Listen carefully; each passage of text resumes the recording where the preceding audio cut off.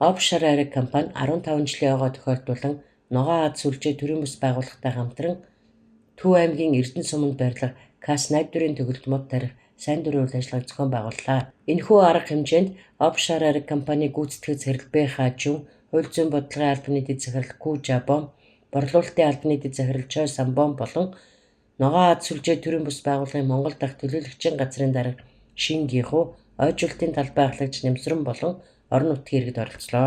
Монгол орны цөлжилтийг бууруулах зорилготой энэхүү төсөл хөтөлбөрийн хүрээнд орон нутгийн иргэдийн хамт 46500 мод тарж ургуулад байгаа ба 15 жилийн ойн арга хэмжээгээр КАС найдварын төгөл самбарыг босгож хайлаас мод тарж услага хийлээ.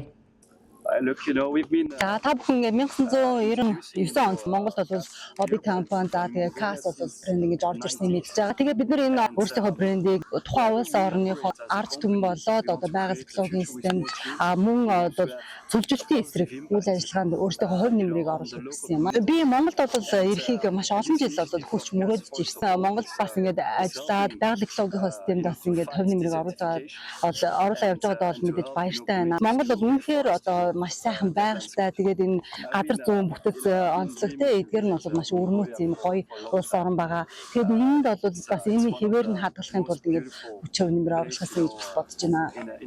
Бидний ирээдүйн төлөвлөгөө юу байгаа вэ гэхээр дахиад үргэлжлүүлэн модтой тарьсаар бол 300 мянга гаруй модыг тарих юм төлөвлөгөөтэй бодолтой байгаа.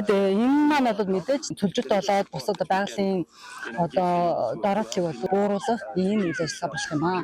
Найдварын төгөл төсөл нь цөлжилт, газрын дороотлол, шар шороон шуурга, нарийн ширхэг тоосонцор зэрэг зүүн Азад тулгамдж буй байгаль орчны асуудалтай тэмцэх иргэдийн бие даасан үйл ажиллагааны загварыг хөгжүүлж түгээн дэлгэрүүлэх зорилгоор хэрэгжиж байгаа юм.